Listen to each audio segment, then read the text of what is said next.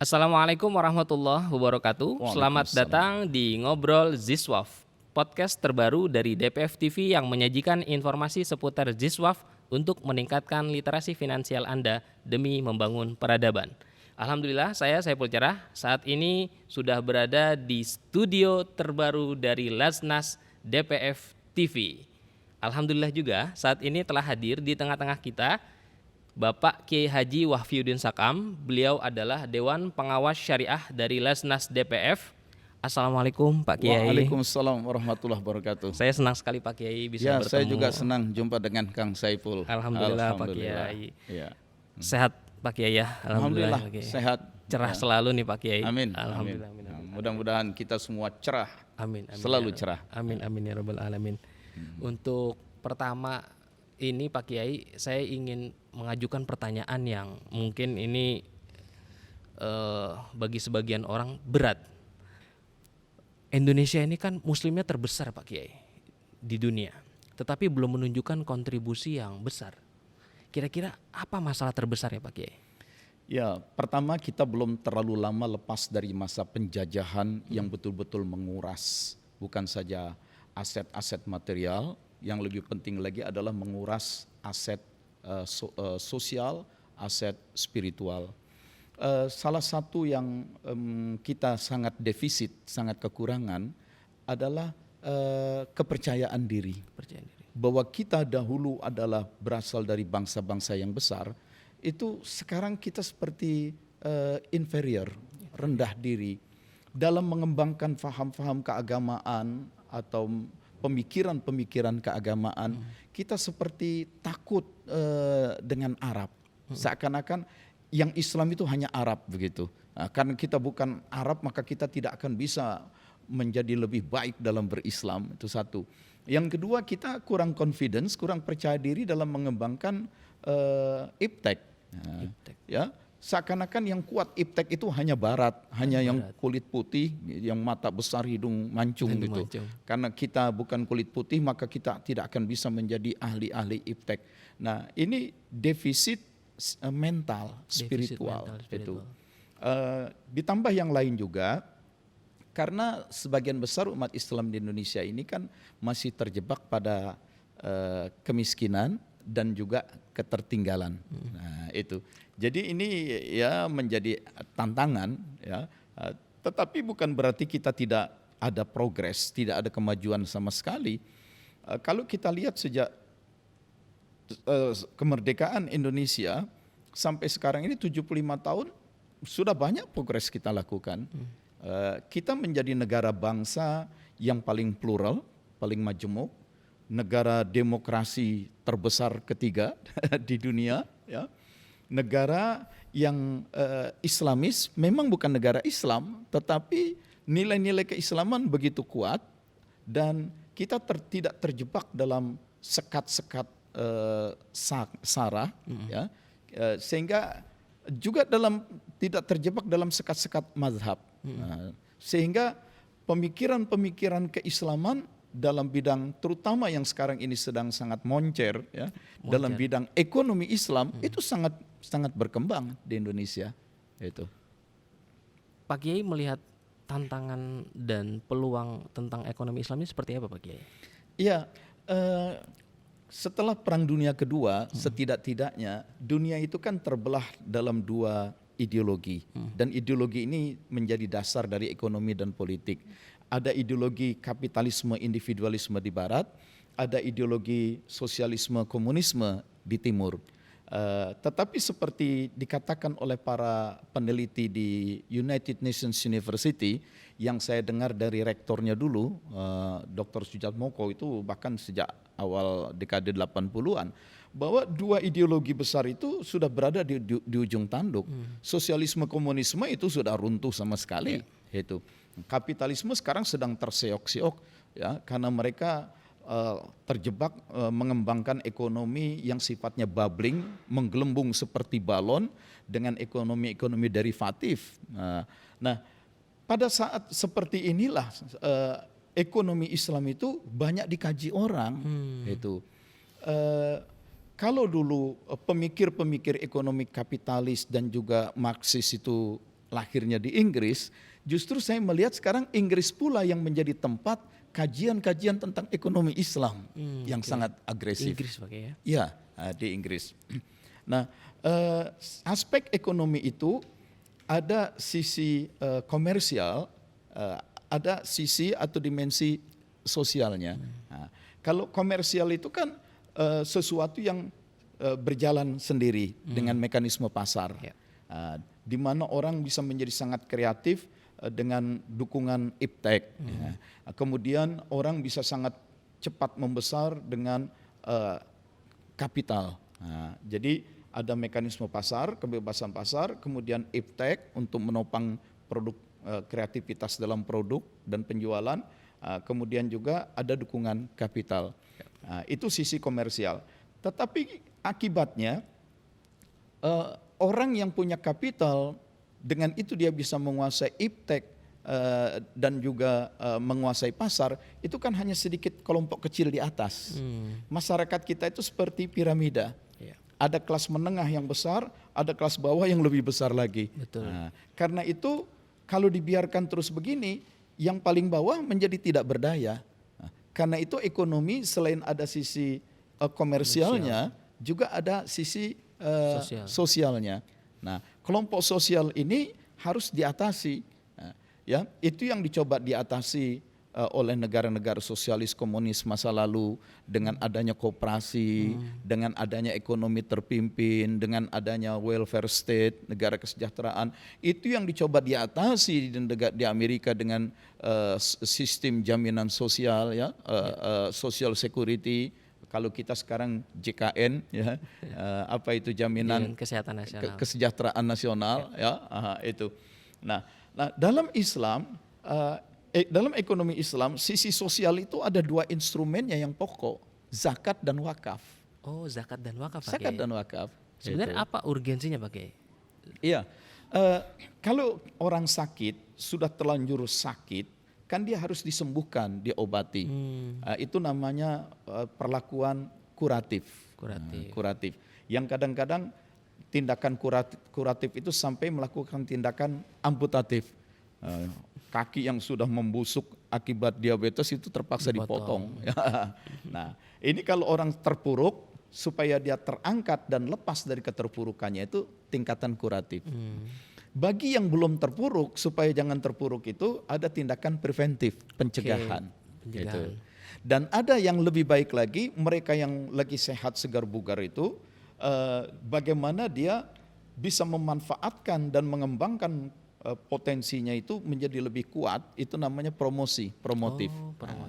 Nah, zakat itu untuk mengatasi wilayah kuratif.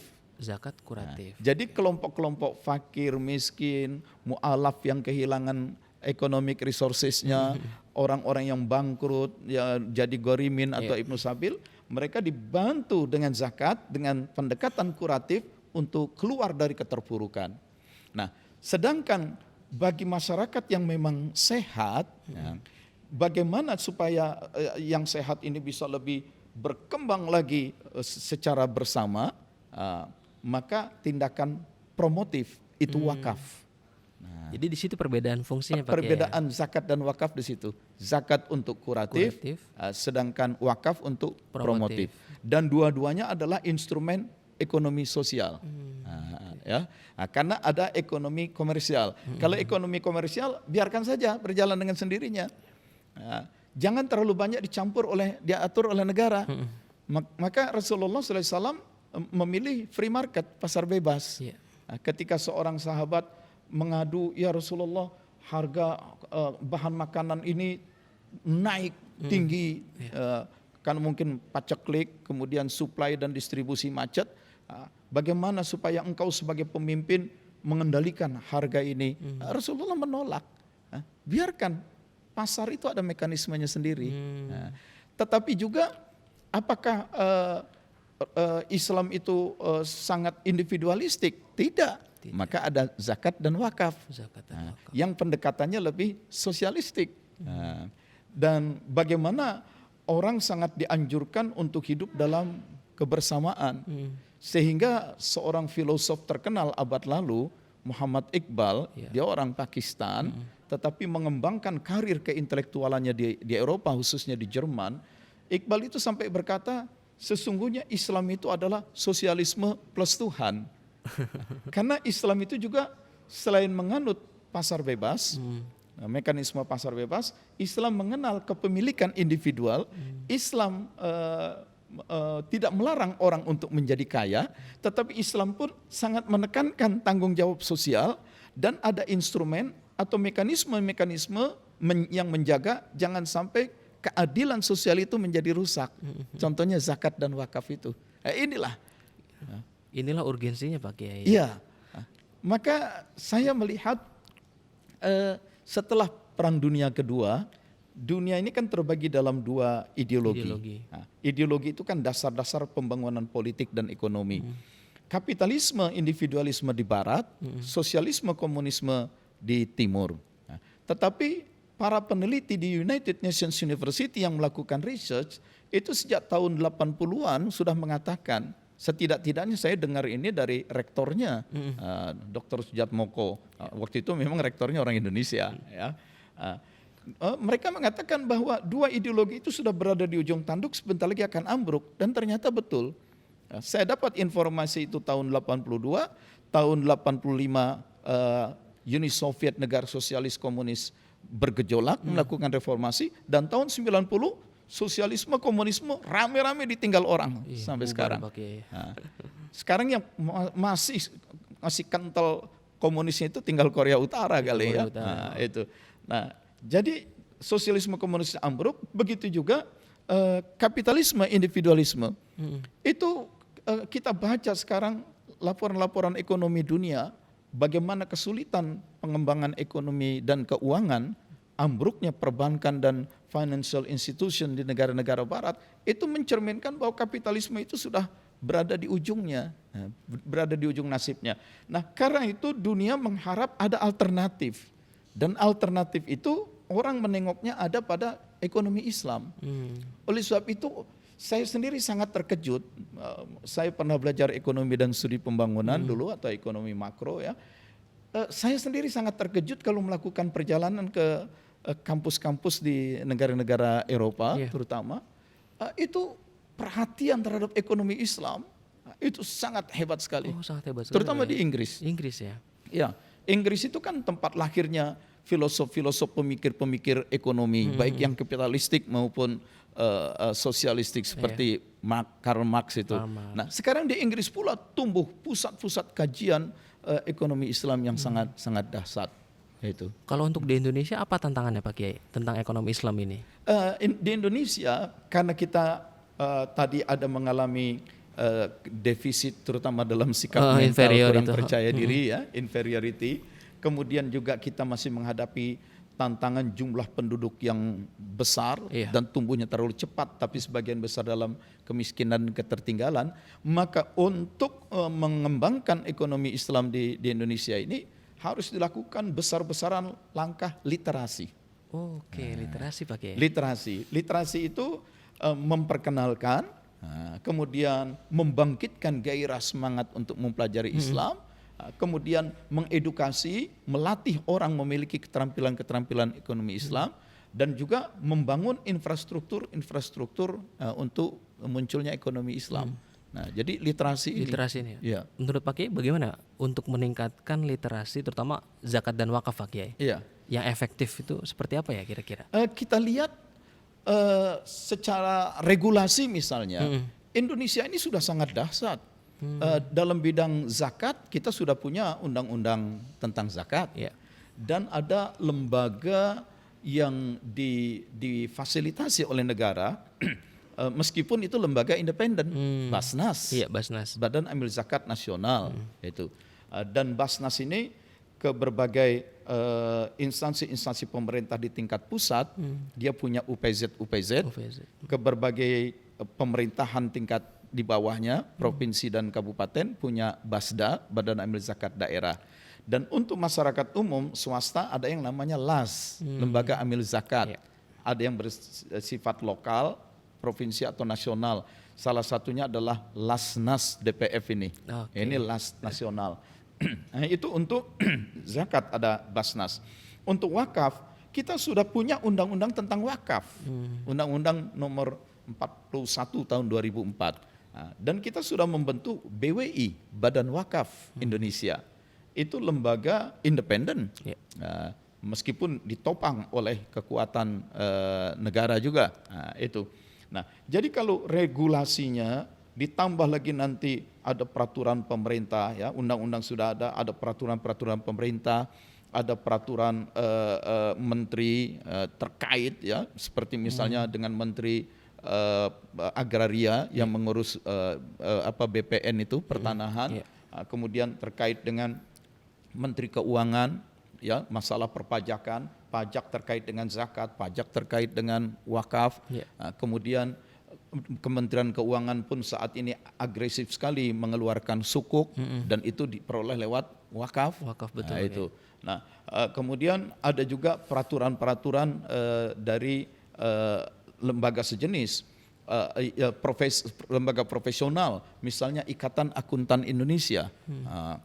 Langsung mereka memberikan kontribusi supaya zakat dan wakaf ini bisa berkembang secara akuntabel. Mereka mengembangkan instrumen-instrumen akuntansi yang kita kenal dengan misalnya zakat core principles, wakaf core principles, yang di situ berisi dasar-dasar, ya, acuan-acuan dalam melakukan akuntansi zakat dan wakaf. Dan masalah wakaf saja sudah sampai seri 100 sekian gitu. Banyak sekali, ya. Dan akuntansi zakat dan wakaf sangat berkembang. Jadi ada regulasinya, ada akuntansinya, kemudian ada organisasinya. Organisasi itu las yang swasta, ya, berkembang. Amil zakat, lembaga wakaf, badan-badan wakaf swasta itu juga sangat berkembang. Ya. Di Batam misalnya, karena orang ada kesulitan untuk mendapatkan daging yang terjamin halal, maka masyarakat beramai-ramai melakukan wakaf uang tunai. Dalam undang-undang kita itu kan wakaf uang tunai itu minimal 1 juta dan minimal 1 tahun.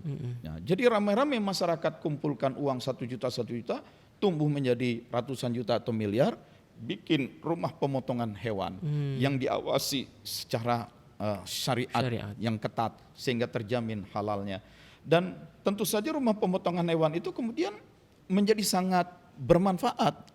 Produksi daging yang dihasilkannya laku, maka RPH itu memiliki keuntungan yang besar. Nah, ketika sudah punya keuntungan, maka dana-dana wakaf yang sudah habis jatuh temponya, sudah waktu itu dikembalikan kepada masyarakat.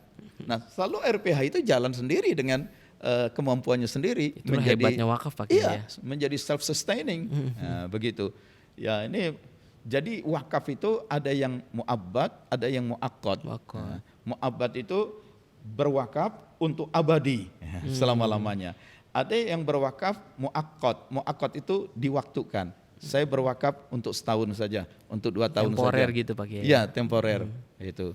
Jadi orang-orang yang punya lahan luas tetapi belum sempat mengurusnya, serahkan itu kepada badan wakaf. Nah, ini tanah saya, silakanlah kalian tanami pohon rambutan, 10 tahun saya wakafkan, nggak akan saya kutak-katik, tapi setelah 10 tahun tanah kembalikan. Nah, itu bermanfaat, dijadikan alat produksi. Ini saya sangat optimis lah, meskipun Indonesia saat ini sedang dilanda hutang yang sangat mengerikan, tetapi dengan kebangkitan zakat dan wakaf dari sisi ekonomi sosial Islam, kita bisa menggerakkan masyarakat dalam kebersamaan. Ya, ini sisi sosialisnya lah. Berarti zakat dan wakaf harus terus digaungkan, Pak Kiai, ya? Harus digaungkan, literasi harus terus dicanangkan.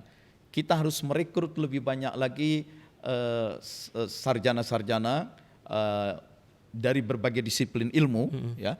Karena masalah wakaf ini kan, misalnya wakaf itu nanti harus melibatkan ahli-ahli manajemen produksi, harus untuk meningkatkan efisiensi dan tingkat produktivitasnya. melibatkan ahli-ahli manajemen teknologi, melibatkan ahli-ahli marketing. Jadi jangan karena bicara zakat dan wakaf lalu hanya orang syariah saja. Tidak cukup. Justru gitu. akan berkolaborasi dengan berbagai ahli, Pak Kiai. Iya, sebagai contoh misalnya di Serang di bawah Dompet Duafa itu ada rumah sakit mata. Rumah sakit mata yang dikelola secara wakaf dan selain punya keunggulan untuk melakukan operasi katarak, sekarang dia membangun retina center. Dia mengembangkan glaukoma center dan investasinya itu puluhan miliar. Itu rumah sakit swasta, tetapi mohon maaf, boleh dibilang itulah rumah sakit mata terbaik di Provinsi Banten.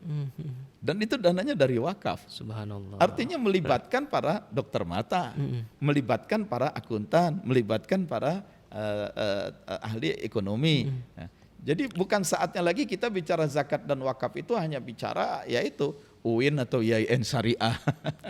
Jadi semua bisa terlibat, Pak Kiai. Sangat pendekatannya multidisipliner. Oke, baik. Begitu.